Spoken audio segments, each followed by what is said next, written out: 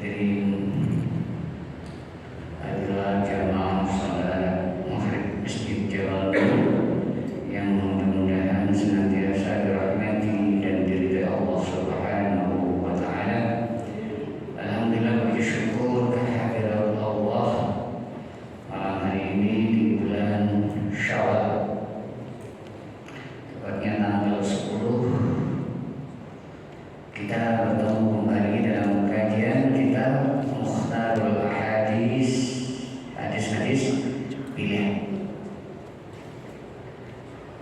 Mudah-mudahan dengan harapan di bulan Syawal ini sesuai makna daripada Syawal. Kata Syawal itu adalah dari kata syara yashu, yang artinya adalah irtafa'ah atau irtaqah, yakni bulan peningkatan. Gitu. Jadi bulan Syawal ini malah apa? Bulan peningkatan. Apa yang diharapkan ditingkatkan? Semuanya, yaitu peningkatan iman, peningkatan ibadah, ya, peningkatan ihsan, gitu. Peningkatan ihsan.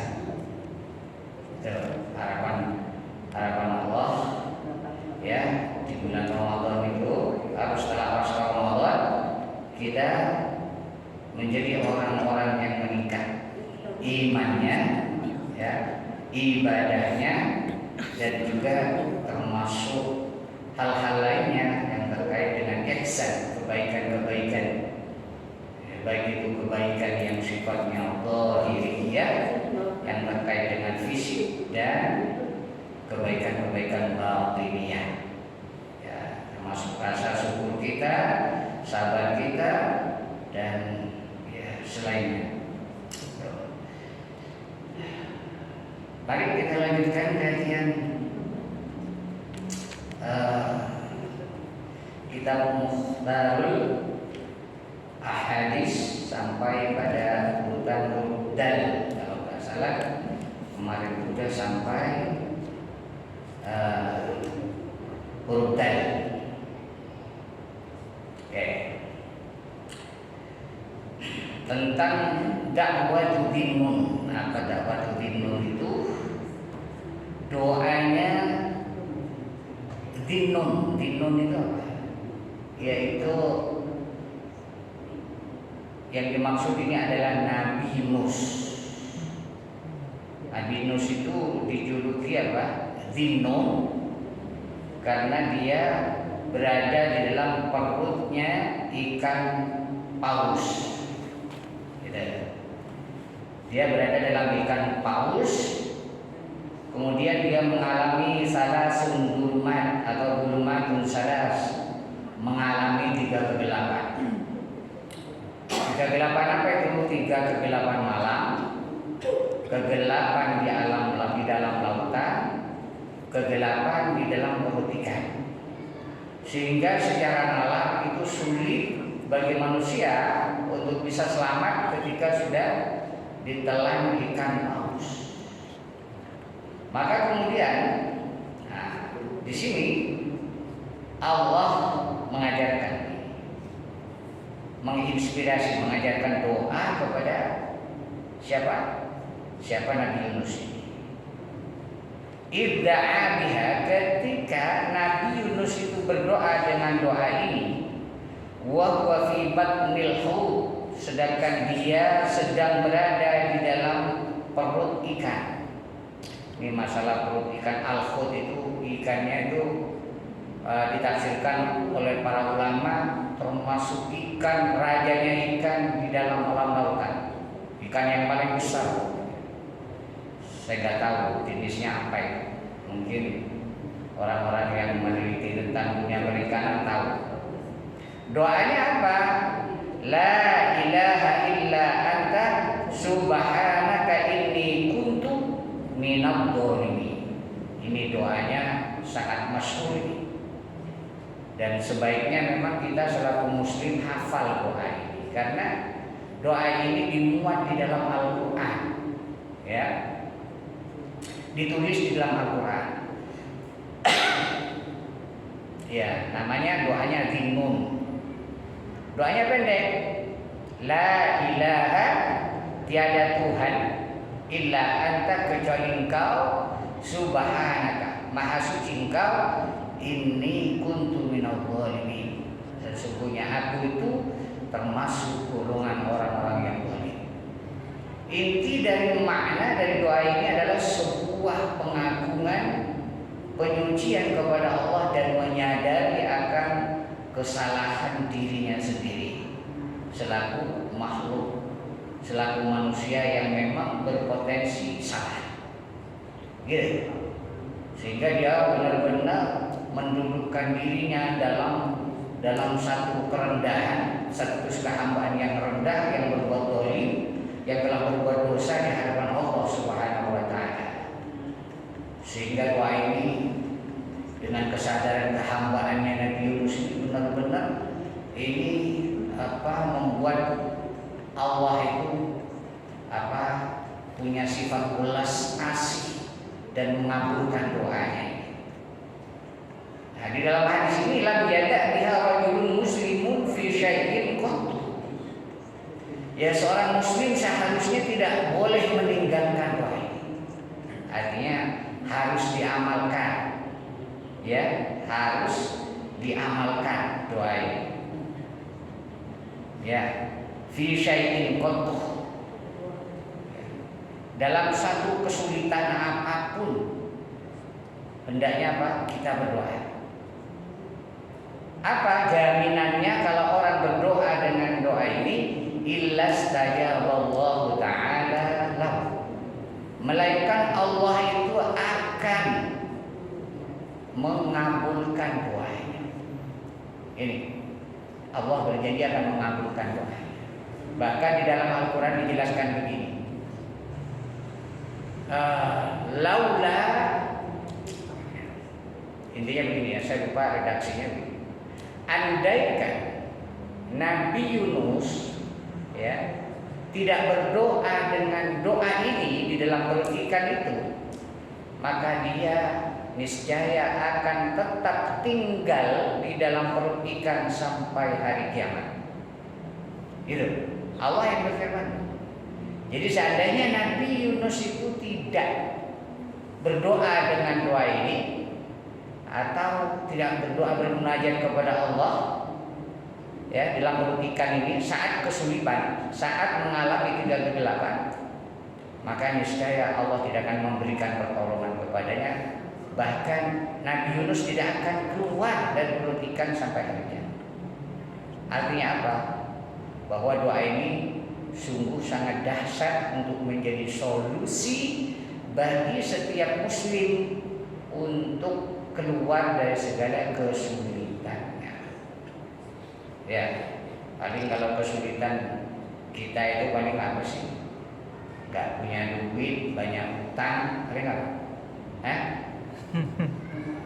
Ya paling kena fitnah tetangga, gitu kan? Kena sliding temen, kecil. Itu bukan kegelapan. Kalau dibanding dengan peristiwanya Nabi Yunus yang ditelan di dalam perut ikan. Ya, ini bagus untuk diamalkan.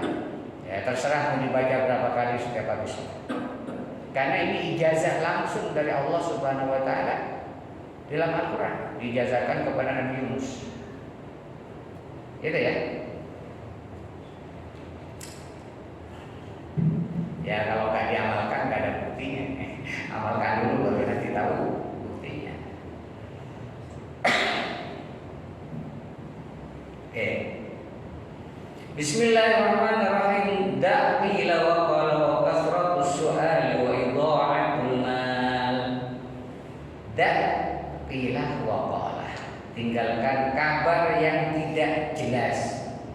Jadi kita itu dalam menerima kabar yang gak jelas itu jangan terlalu serius, apalagi sampai ini biasanya yang ada di grup-grup WhatsApp. Kalau kita dapat berita yang kelihatannya menarik, ya itu langsung mindset tanpa tabayun, tanpa cross check dulu beritanya itu hoax atau enggak. Nah, ini kebiasaan kita. Padahal dalam Al-Quran, kalau kamu menerima berita ya dari orang fasik, hendaknya apa? Kamu hendaknya tabayyun, cari dulu informasinya benar apa enggak, jangan main share. Ini fakta ya. Saya sering mendapatkan di grup-grup itu, begitu kita cross check ternyata apa beritanya hoax, sudah dikonfirmasi oleh Kominfo, oh itu hoax, tapi share. Nah itu ikut berdosa kita. Berdosa apa? Ikut menyebarkan kebohongan. Hati-hati. Itu orang sengaja berbuat berita hoax, berita bohong, kita malah tambah share. Itu namanya dosa berantai. Dosa berantai. Gitu. Makanya harus tabayyun. Kalau ada berita-berita yang kira-kira meragukan itu, langsung tanya ke Mbah Google. Bisa lewat suara, bisa lewat tulisan. Ini hoax apa tidak? Nah begitu. Share Google itu penting. Share Google itu penting, ya, untuk mencari tahu berita itu hoax atau tidak. Oke? Jadi jangan langsung terima berita itu mentah-mentah. Itu yang disuruh tinggalkan oleh Nabi, ya, meninggalkan kabar berita yang tidak jelas atau kilawakol itu yang katanya gitu, ya, nggak ada sumber beritanya. Terus wakasratus su'al, dan juga jangan hendaknya meninggalkan terlalu banyak tanya. Kalau banyak tanya itu bahasa modernnya itu kepo, ya, kepo. Ini banyak orang kepo kan. Sekarang itu banyak orang kepo. Ya tetangganya misalnya sukses bisnis apa dia, beli mobil kepo gitu. Banyak tanya, ya, bertanya yang boleh bertanya tapi yang penting-penting saja. Karena begini, bertanya yang tidak penting itu pernah dilakukan oleh umat-umat terdahulu yang menyebabkan dia itu celaka. Contohnya siapa? Contohnya kaum Bani Israel. Kaum Bani Israel diceritakan itu di dalam Al-Quran ketika dia ingin mengetahui siapa pembunuh dari keluarganya, oleh Allah cuma disuruh apa? Suruh motong sapi. Tapi kaum Bani Israel tanya lagi, sapinya kayak apa? Umurnya kayak apa? Warnanya bulunya apa? Umurnya berapa? Terus tanya begitu. Akhirnya dia dapat, ya karena dia cerewet nanya terus, hanya dapat satu sapi yang kemudian sapinya mahal dan itu hanya dimiliki satu orang. Gitu. Jadi banyak pertanyaan itu merepotkan diri sendiri. Ya. Apalagi bertanya sesuatu yang memang ya belum dijelaskan oleh dalam Al-Quran, tidak dijelaskan oleh Al-Quran. Gitu ya, kita bertanya sesuai konteks, sesuai tema. Terus apa yang disuruh tinggalkan juga yang ketiga adalah wa idha'atal mal. Wa idha'atal mal itu maksudnya menyia-nyiakan harta atau menghambur-hamburkan harta. Ya, kata menyia-nyiakan harta ini berarti menggunakan harta tidak sesuai tujuannya. Gitu. Untuk apa harta itu dicari? Nah, kalau itu tidak sesuai dengan tujuannya, maka itu tergolong kita idha'atul mal, menyia-nyiakan harta. Apalagi harta itu digunakan untuk sesuatu yang haram, sesuatu yang dilarang oleh Allah, namanya itu idha'atul mal, menyia-nyiakan harta. Oke. Bahkan dalam sedekah saja, dalam infak saja itu ya termasuk nggak boleh terlalu berlebihan. Ya, dalam Al-Quran itu kalau berinfak hendaknya jangan terlalu berlebihan sampai menguras seluruh hartanya, sampai menyebabkan keluarganya miskin, tidak ada yang mau dibuat nafkah buat keluarganya. Itu dilarang dalam agama. Begitu juga wala taqulu, jangan terlalu bakhil. Terlalu bakhil itu terlalu sedikit. Hartanya 1 miliar, sedekahnya 1 juta. Nah itu namanya taqulu, bakhil itu. Jadi yang diajarkan dalam Islam itu wa kana baina dzalika qawama, tengah-tengah, enggak bakhil, enggak terlalu menghambur-hamburkan harta, enggak terlalu berlebihan. Oke, bismillahirrahmanirrahim. Ad-du'a la yuraddu bainal adhan wal iqamah. Ad-du'a ini masalah doa ya. Doa itu la yuraddu, tidak ditolak, tidak akan ditolak bainal adzan wal iqamah, di antara adzan dan iqamah. Jadi makanya aku sering lihat kalau di masjid ini ya sebelum adzan ya bainal adzan wal iqamah itu maksudnya apa?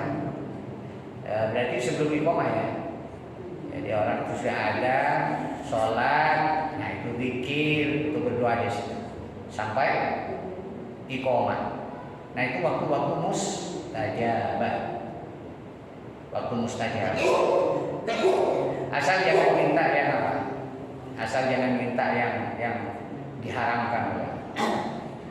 Gitu. Tapi nanti masalah istijabahnya ya, masalah lalu bagaimana cara Allah mengijabah doa daripada hambanya itu? Apakah harus sesuai dengan kemauan kita? Tentu tidak. Jadi ijabah Allah itu bukan atau tidak tergantung bentuknya dengan apa yang kita mau, dan juga tidak harus tepat dengan waktu yang kita mau. Itu ijabah Allah. Ijabah Allah itu adalah tergantung dengan Allah, dengan apa yang Allah mau. Yang bentuknya apa? Walaupun kita seharusnya minta apa? Misalnya minta jus jeruk, tapi kemudian dikasih jus bukan oleh Allah. Tidak harus sama, karena Allah Maha tahu. Oh, kita ini hambaku minta jus jeruk. Ini punya penyakit lambung. Kalau dikasih jus jeruk nanti ini bisa jadi maka dikasih jus bukan. Nah itu masalah bentuk. Begitu juga apa? Begitu juga waktunya. Waktunya tidak harus, penerimaan Allah itu waktunya tidak harus sesuai dengan waktu yang kita mau. Kita maunya tahun ini, ternyata Allah ijabah tahun depan. Nah, gitu. Nah itu rahasia penerimaan dari Allah Subhanahu wa ta'ala. Oke. Bismillahirrahmanirrahim. Da'watul maghlumi mustajabah wa in kana fajiran fa fujuruhu ala nafsihi. Ini benar apa enggak sih? Kayaknya benar ya. Oke. Jadi dakwatul mazlum, doanya orang yang terdolimi. Jadi orang yang didolimi itu gimana? Ya siapapun orang yang didolimi, walaupun itu orang yang durhaka sekalipun, ahli maksiat ya, didolimi. Kemudian dia berdoa untuk kecelakaan orang yang mendoliminya. Maka apa? Dia itu diterima, mustajab doanya, dan orang itu akan dibuat oleh Allah mencicipi walaupun hanya sebentar atas doa orang yang didolimi. Walaupun hanya sebentar, walaupun dia misalnya didoakan supaya kakinya pincang misalnya, itu dibuat mencicipi oleh Allah walaupun hanya sebentar, walaupun hanya seminggu, gitu. Karena itu jaminan dari Allah Subhanahu wa ta'ala. Gitu. Walaupun yang berdoa itu fajir. Fajir itu apa? Fajir itu ya orang jahat. Orang jahat misalnya maling atau apalah. Itu. Kenapa? Karena doanya itu tidak terkait dengan kefajirannya, karena kefujurannya itu kejahatannya itu adalah untuk dirinya. Gitu. Kalau dia orang jahat itu kembali ke buat dirinya. Jadi Allah tetap menerima doanya. Kalau terkait dia didolimi. Jadi Allah itu berarti apa? Membela juga terhadap orang-orang yang terdolimi walaupun itu jahat sekali. Makanya hati-hati. Hati-hati. Mentang-mentang dia wah ini orang ahli maksiat. Lalu kita bertindak semau. Oke.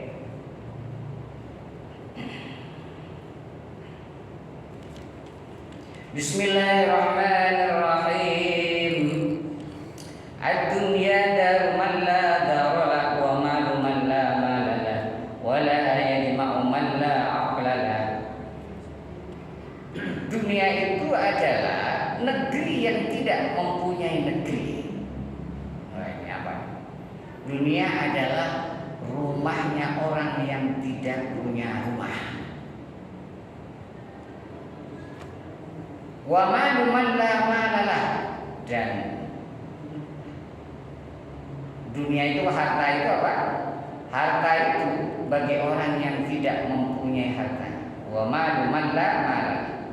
Ya, harta itu adalah hartanya orang yang sebenarnya tidak punya harta. Walaha yajma'u man la aqlalah. Dan walaha, dan untuk dunia ini, maka dikumpulkan apa saja oleh orang yang tidak berakal. Jadi begini. Jadi kenapa dunia itu disebut tempat yang sebenarnya tempatnya orang yang tidak punya tempat? Karena dunia ini akan fana, akan hancur sebenarnya. Jadi percuma orang-orang itu mengumpulkan dunia yang pada akhirnya dunia itu itu tidak akan tidak akan dibawa mati lah, ibaratnya seperti itu. Tidak akan menyelamatkan dirinya kalau dia menyalahkan dunia tersebut. Gitu. Jadi punya dunia hanya untuk perhiasan, untuk berbangga-banggaan dan untuk menyombongkan diri, itu sama saja dia membangun dunia tanpa dunia, tanpa nilai maksudnya. Wa malu man la malalah, dan harta itu adalah hartanya orang yang sebenarnya tidak punya harta. Karena manusia itu hakikatnya dia bukan pemilik harta. Sebanyak apapun harta yang dikumpulkan, itu tidak akan dimiliki oleh dirinya. Jadi, kalau dia khianat kepada harta tersebut, tidak amanah, maka Allah akan ambil dengan cara yang paksa. Ya, Allah bisa mengirim siapa saja untuk mengambil hak orang lain yang dia tahan dalam genggamannya. Gitu. Jadi bagaimana cara menyikapi harta supaya dia bernilai? Ya, hartanya harus diinfakkan di jalan Allah. Begitu. Jangan dihambur-hamburkan, jangan disia-siakan. Jadi orang yang berlomba-lomba mengumpulkan dunia hanya untuk kebaikan dirinya, itu ibaratnya orang itu tidak punya, ibaratkan orang itu nggak punya akal yang sehat, akal yang waras. Kan ibaratnya ini dia berarti telah mengumpulkan sesuatu yang semuanya akan musnah, akan hancur. Nah, maka dunia itu, makanya dunia itu harus diwarisi oleh orang-orang yang berilmu, orang-orang yang beriman dan orang-orang yang berilmu, biar dunia itu tidak disalahgunakan, biar tidak diselewengkan. Gitu. Bismillahirrahmanirrahim. Ad-dunya kulluha mata'un wa khairu mata'iha Wa khairu mata'id dunya al-mar'atus salihah. Ad-dunya kulluha mata'. Dunia itu semuanya adalah kesenangan. Kata mata itu kesenangan sementara. Ya. Dia memang bikin kesenangan tapi sifatnya mata. Mata itu sementara. Gitu. Sementara, artinya tidak abadi. Ya, seberapa lama sih manusia bisa menikmati dunia? Gitu.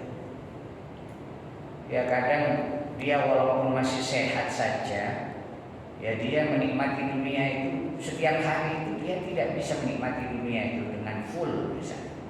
Dia nggak bahagia. Gitu. Kadang merasa nggak enak, gitu kan? Apalagi orang udah punya penyakitan, ya udah terbatas dia menikmati dunia. Gitu. Apalagi yang sudah kena penyakit gula, misalnya, dia udah nggak bisa makan manis-manis. Orang yang punya penyakit kolesterol, dia nggak bisa makan daging-dagingnya. Orang yang punya asam urat, dia nggak boleh makan dedaunan. Itu pokoknya serba nggak nikmat. Yang nikmat itu adalah puasa. Nah, kalau orang puasa itu nikmat. Nikmatnya apa? Ya setelah menahan makan minum sehari, tiba-tiba waktu berbuka happy. Apa saja jadi nikmat. Ya apa saja jadi nikmat. Makanan apa saja jadi nikmat. Itu kebahagiaan sejati. Nah, dunia ini adalah mata itu apa? Kesenangan sementara. Wa khairu mata'id dunya. Sebaik-baiknya kesenangan dunia itu al-mar'atus shalihah. Yaitu wanita yang shalihah. Enggak tahu apa semua orang ini dapat wanita shalihah. Apakah laki-laki itu semua dapat jatah wanita shalihah? Hah? Kayaknya masing-masing punya pengalaman, Pak. Kalau wanita solehah banyak. Wanita solehah itu aneh. Karena ciri wanita solehah itu apa? Kalau dipandang, ya tasurun ini, dia itu membuat sejuk, ya, membuat sejuk kepada orang yang memandangnya.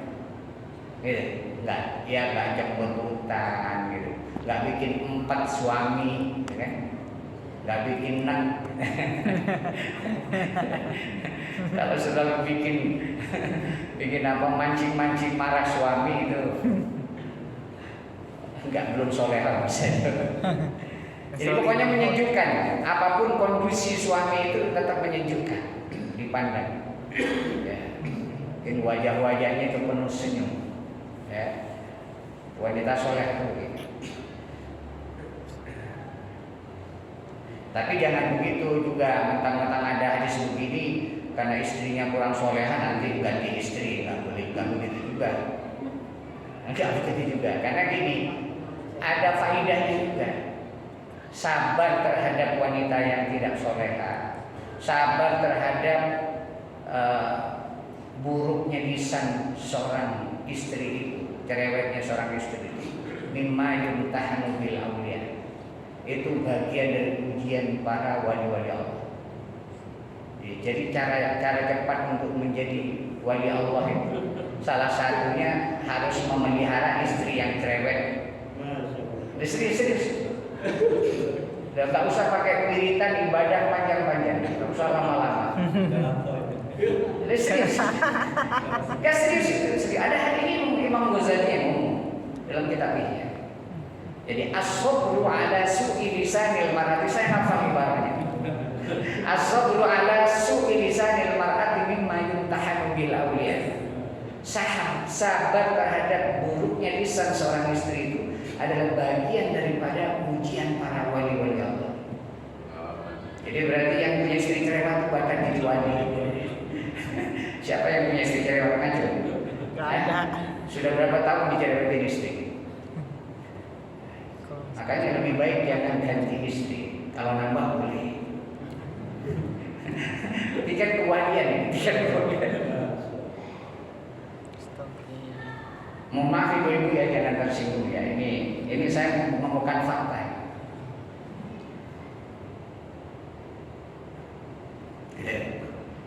Makanya rata-rata para kiai, para ulama itu istrinya cerewet semua. Karena orang derajatnya itu diangkat, termasuk istrinya ustaz. Nggak tahu istrinya ustaz ini cerewet apa enggak. Rata-rata istri ustaz agak cerewet, agak nyebelin gitu.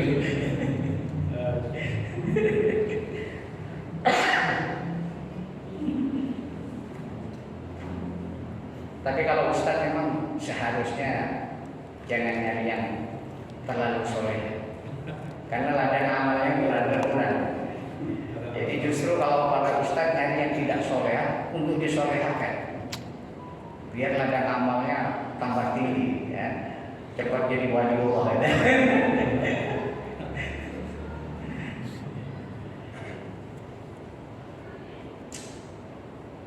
Oke.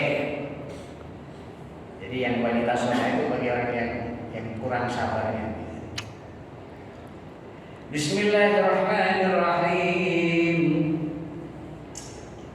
Ad-dunya mal'unun mal'unatun mal'unun ma fiha illa dzikrullah wa ma walahu 'aliman aw muta'alliman. Ad-dunya mal'unah. Dunia itu terlaknat, dikutuk. Mal'unun ma fiha, juga terkutuk seluruh yang ada dalam dunia ini. Jadi sejatinya ini dunia itu adalah dikutuk oleh Allah, gitu. Dan termasuk segala isinya. Artinya apa? Allah menciptakan dunia itu hanya sebuah ibrah, ya. Tapi dengan apa? Ibrahnya itu supaya itu jadi wasilah, kendaraan, ya, untuk menuju apa? Menuju takwa kepada Allah Subhanahu wa taala. Kecuali yang tidak tertutup itu hanya dua, illa zikrullah. Kecuali apa? Zikir kepada Allah. Artinya apa? Dunia yang dijadikan sarana untuk mengingatkan kita, mendekatkan kita kepada Allah, itu adalah tidak tertutup. Gitu. Jadi dunia yang dijadikan wasilah untuk mendekatkan, untuk mengingatkan dan menyadarkan kehambaan kita di hadapan Allah, itu adalah termasuk apa? Dunia yang tidak dikutuk. Wa ma walah dan apa? Sesuatu yang menjadi yang mengikutinya. Ada segala sesuatu yang dicintainya. Wa mawalah itu sesuatu yang mengikuti zikir itu. Apapun yang terkait dengan zikrullah itu. Apapun yang terkait dengan zikrullah, sesuatu yang membuat kita ingat, sadar kepada Allah, itu tidak terkutuk atau tidak terlaknat, walaupun itu bentuknya dunia. Gitu. Terus yang ketiga, wa'aliman. Nah, ini yang bebas dari laknat Allah itu satu orang alim. Siapa orang alim ini? Alim itu jamaknya daripada ulama, orang yang mempunyai pengetahuan tinggi, mempunyai pengetahuan yang luhur. Pengetahuan tentang apa? Ya, pengetahuan tentang Allah. Ya, pengetahuan tentang Allah. Alim, seorang pengajar. Au muta'alliman, atau orang yang belajar. Jadi kelompok orang-orang yang berada di majelis ilmu, majelis zikir, itu adalah orang yang terbebas dari kutukan Allah Subhanahu wa taala. Jadi kalau kita ingin selamat dari laknat Allah itu, ya jangan jauh-jauh dari majelis zikir dan majelis ilmu. Insya Allah selamat. Kenapa kok begitu? Oh, ini banyak hadisnya, banyak. Gitu. Bahwa Allah ya memberikan 4 keutamaan terhadap orang yang duduk di majelis ilmu itu. Yang pertama apa? wa ghasyiyatuhumur rahmah. Allah menutupi, menyelimuti rahmat kepada mereka. Kemudian para malaikat ya berkumpul mendoakan orang-orang yang berada di majelis ilmu. Mendoakan apa? Mengistighfari, memohonkan ampun kepada Allah Subhanahu wa taala. Itu fungsi majelis ilmu. Yang ketiga,